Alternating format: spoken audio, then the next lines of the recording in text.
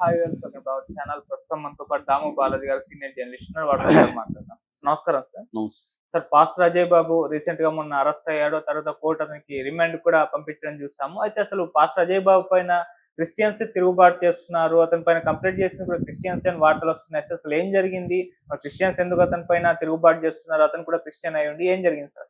ఈ మధ్య కాలంలో కొంతమంది పాస్టర్లు చాలా రెచ్చిపోతూ మాట్లాడడం, వాళ్ళ స్వప్రయోజనాల కోసం జరుగుతుంది. దీనివల్ల క్రిస్టియానిటీ మొత్తంగా కూడా ఇబ్బందుల్లో పడుతుంది. ఎందుకంటే ఈ దేశంలో మైనారిటీలు, Christians and Muslims, majority Hindu మతం ఇవాళ కండిషన్లు ఎలా ఉన్నాయంటే బీజేపీ వచ్చిన తర్వాత చాలా అగ్రెసివ్గా ఉన్నారు. అంతకుముందు రాముడు, ఆంజనేయులు వీళ్ళంతా సాత్వికంగా ఫోటోలు ఉంటే ఇవాళ రౌద్రంగా వాటిని మార్చేశారు.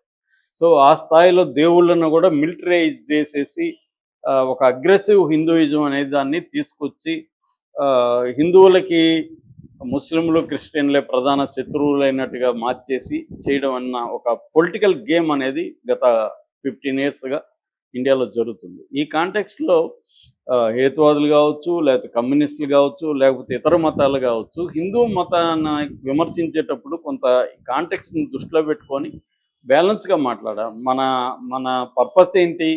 మనం అమాయక హిందువుల్ని ఈ ట్రాప్లో పడకుండా కాపాడడం, వాళ్ళకి రియల్ సమస్యలైన గుడ్డ, లేకపోతే లైవ్లీహుడ్ నీడ్స్, వీటి మీద ఫోకస్ చేయాలి అన్నదాన్ని, యాస్పిరేషనల్ యూత్ని అడ్రస్ చేయడం, అంటే రియల్ సమస్యలు, ప్రజలకు ఉన్న రియల్ సమస్యల మీద పోరాటం ద్వారా వాళ్ళ మనసుల్ని చూరగొనాలి తప్ప వాళ్ళని హేళన చేయడం, వాళ్ళని దేవుళ్ళని ఇచ్చేయడం ద్వారా మరింత దూరం చేసుకుంది. ఇది కమ్యూనిస్టులు కానీ హేతువాదులు కానీ చేస్తున్న తప్పులు. దానివల్ల మనం మరింత వాళ్ళకి దూరం అయిపోయాం.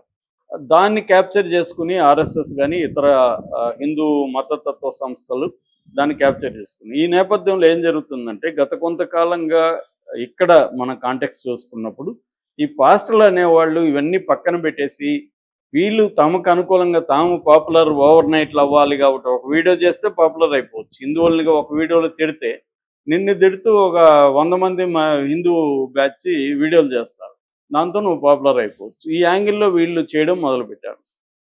దీనివల్ల ఏమైంది, ఇది క్రిస్టియన్స్కి అందరికి కూడా ఇబ్బందిగా మారిపోయింది. వాళ్ళు క్రిస్టియన్స్లో మెజారిటీ, వాళ్ళ క్రిస్టియన్ అయినా ఏ మతంలో అయినా మెజారిటీ ఏం చేస్తారు, వాళ్ళ నిత్య జీవితంలో వాళ్ళు పోరాడుకుంటూ వాళ్ళ జీవితాల మీద వాళ్ళు ఫోకస్ చేసుకుంటూ వెళ్తారు. మెజారిటీ ఎవరు కూడా ఇంకొక మతస్థుల్ని చంపాలనో నరకాలనో ఎవరు అనుకోరు. కానీ ఈ రాజకీయంగా మాత్రమే ఇవన్నీ చేస్తున్నారు.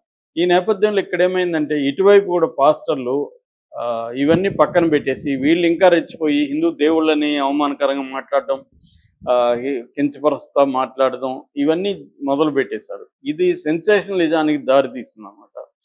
అలాంటి వాళ్ళలో అజయ్ బాబు కూడా ఒకడు. అజయ్ బాబు మన ఛానల్లో కూడా చాలాసార్లు మాట్లాడాడు.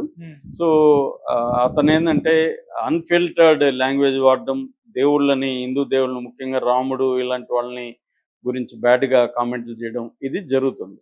ఈ నేపథ్యంలో అజయ్ బాబు మీద ఇటు హిందూ సంఘాల సీరియస్గా అవ్వడం కానీ, ఇటు క్రిస్టియనిటీలో కూడా ఒక వర్గం యాంటీగా మారడం కానీ జరిగింది.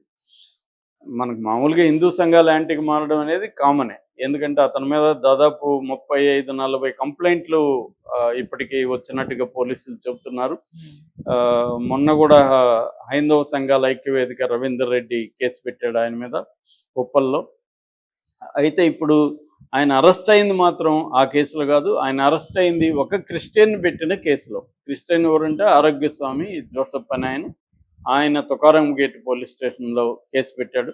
ఆయన ఏం పెట్టాడు అంటే, ఆయన పాయింట్ ఆఫ్ వ్యూ ఏమంటే ఇతను క్రిస్టియానిటీకి వ్యతిరేకంగా ఉన్నాడు, అంటే క్రీస్తుని నేను డెరిగేటివ్గా మాట్లాడతాను అని చెబుతున్నాడు.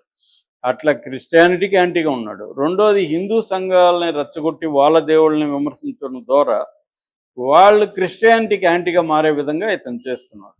నిజానికి ఇతను ఇట్లాంటి వాళ్ళు వెరీ వెరీ తక్కువ మందే ఉంటారు. కానీ వీళ్ళ వల్ల ఏమవుతుంది, టోటల్ క్రిస్టియన్ పాపులేషన్ ఇబ్బందుల్లో పడే అవకాశం ఉంది. ఇప్పుడు ముస్లింల మీద ఒక రకమైన హేట్రెడ్ క్రియేట్ చేయడంలో హిందువుల్లో బీజేపీ కానీ ఆర్ఎస్ఎస్ సంఘ శక్తులు కానీ సక్సెస్ అయినాయి. క్రిస్టియన్స్ మీద ఆ స్థాయి లేదు, అట్లీస్ట్ మన ఏరియాలో. ఎందుకంటే ఎక్కువ మంది మన సోదరులే క్రిస్టియానిటీలకు వెళ్ళినారు. ఇక్కడ దళితులు కావచ్చు, వేరే కులాలు కావచ్చు, వీళ్ళే వెళ్ళారు. వీళ్ళు చాలామంది చర్చి బయట హిందువుల్లాగే ఉంటారు. వాళ్ళు పెద్ద తేడా ఉండదు లైఫ్‌లో గానీ, వాళ్ళ కల్చరల్ హ్యాబిట్స్‌లో. కాబట్టి వాళ్ళ మీద అంత ఇది లేదు. రెండోది వాళ్ళ ఓట్లు కూడా జనాలకు కావాలి కాబట్టి, ఎక్కువ మంది దళిత్స్ క్రిస్టియానిటీలో ఉంటారు కాబట్టి, క్రిస్టియన్ మీద అటాక్ చేయడం అంటే దళిత్ మీద చేయడం కాబట్టి, దళితులందరూ యాంటీగా మారే అవకాశం ఉంది కాబట్టి, పొలిటికల్ పార్టీలు కూడా సంయమనం పాటిస్తుంటాయి. ఓకే. సో, ఈ యాంగిల్‌లో ఉన్నప్పుడు కొంతమంది పాస్టర్లు విపరీతంగా రెచ్చగొట్టడం ద్వారా యాంటీ అయిపోతున్నారు. అందుకని ఇప్పుడు పాస్టర్ ప్రవీణ్ ఒకవేళ హత్య అనుకుంటే ఎవరు చేసుంటారు అనే దానికి కూడా హర్ష కుమార్ లాంటి వాళ్ళు ఏం చెప్తున్నారు, 3 రకాల వాళ్ళు చేసే అవకాశం ఉందని చెప్తున్నారు. ఒకటి హిందుత్వ బ్యాచ్, 2 ముస్లింలను కూడా అతను అటాక్ చేశాడు కాబట్టి ముస్లింలు కూడా చాలామంది అతనికి యాంటీగా ఉన్నారు. వాళ్ళల్లో కూడా మతతత్వం అనేది హిందువుల్లోనే ఉండదు, ముస్లింల్లో ఉంటుంది, క్రిస్టియన్లో కూడా మతతత్వం అనేది ఉంటుంది. సో అలాగా వాళ్ళు చేసి ఉండొచ్చు. మూడవ వర్గం క్రిస్టియన్స్లోనే ఒక వర్గం కూడా ప్రవీణ్ని హత్య చేసే అవకాశం ఉందని కూడా ఆయన చెప్తున్నాడు. ఎందుకు ఆ స్థాయిలో వీళ్ళు వెళ్తున్నారు అనేది ప్రశ్నించుకోవాల్సిన అవసరం. ఇప్పుడు అజయ్ బాబు విషయంలో కూడా ఇదే జరిగింది. అజయ్ బాబు మీద ఆరోగ్య స్వామి పెట్టిన కేసులో అతను అరెస్ట్ చేసి కోర్టుకు పెట్టారు. కోర్టు 14 days రిమాండ్కి ఇచ్చింది. నిజానికి అతను ఆ రోజు అరెస్ట్ చేయకపోయింటే హిందూ సంఘాలే శ్రీరామనవమి సందర్భంగా అతని మీద దాడి చేసే అవకాశం ఉందని కూడా పోలీసులు భావించారు. అందుకనే ఆ రోజు అరెస్ట్ చేయడానికి కారణం కూడా అది. ఇతను అరెస్ట్ చేసి జైల్లో పెట్టకపోతే రేపొద్దున ఇబ్బంది అని. జైళ్ళల్లో కూడా ఇట్లాంటి వాళ్ళని కాపాడుకోవడం గార్డులకు కొద్దిగా కష్టం. జైల్లో కూడా హిందుత్వ బ్యాచ్ ఎక్కువ ఉంటారు. అందుకని ఇలాంటి వాళ్ళని సపరేట్గా జైల్లో సెల్లో పెట్టడం, సేఫ్గా ఉన్న సెల్లో పెట్టడం, మిగతా వాళ్ళని బయటికి తీసినప్పుడు వీళ్ళని బయటికి తీయకుండా మిగతా వాళ్ళు లోపల ఉన్నప్పుడు మాత్రం బయటికి తీయడం, ఇలాంటివి జైల్లో కూడా చేయాల్సి వస్తుంది. అది కూడా తలనొప్పి, అక్కడ కూడా రిస్క్.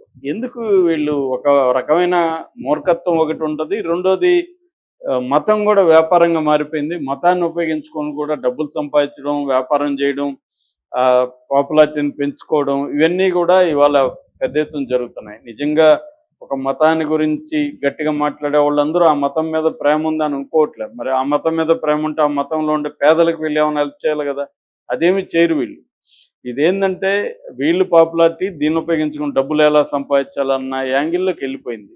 ఈ యూట్యూబ్ ఛానళ్ళు, వెబ్సైట్లు వచ్చినాక ఇది ఇంకా ఎక్కువ పెరిగిపోయింది. ఎందుకంటే ఓవర్ నైట్లో పాపులర్ అయిపోవచ్చు. 4 వీడియోలు గట్టిగా వాగి తిట్టి చేస్తే పాపులారిటీ వచ్చేస్తుంది ఆల్మోస్ట్. రెండోది వీళ్ళు ఏ ఛానల్కి వెళ్ళి నేను తిడతానన్నా రెడ్ కార్పెట్ పరిచి మరి ఆహ్వానిస్తారు. ఎందుకంటే తిట్టేవాళ్ళు కావాలి ఛానల్కి, వ్యూస్ వస్తాయి కాబట్టి. అలాగా ఇప్పుడు ఇతని మీద క్రిస్టియన్లోనే ఒక వర్గం తిరుగుబడుతున్నట్టుగా మనకు అర్థమవుతుంది. ఆరోగ్య స్వామి కూడా అదే చెప్తున్నారు. మా క్రిస్టియన్లు చాలామంది అజయ్ బాబుకి యాంటీగా తయారయ్యారు. అతన్ని వీళ్ళే కొడతారు, హిందువులు కొట్టాల్సిన పని లేదు, క్రిస్టియన్లే కొడతారు అనేది కూడా అంటున్నారు. ఇది వాస్తవం కూడా. ఎందుకంటే వీళ్ళ వల్ల టోటల్ క్రిస్టియన్స్ సమాజమే ఇబ్బందులు పడే అవకాశం ఉంది. ఈ అజయ్ బాబు లాంటి వాళ్ళల్లో వీళ్ళ మతాన్ని గురించి చెప్పొచ్చు, కానీ హిందూ మతాన్ని కించపరచడం, హిందూ దేవుళ్ళని కించపరచడం, లేకపోతే ముస్లిం ప్రవక్తని అల్లాని కించపరచడం,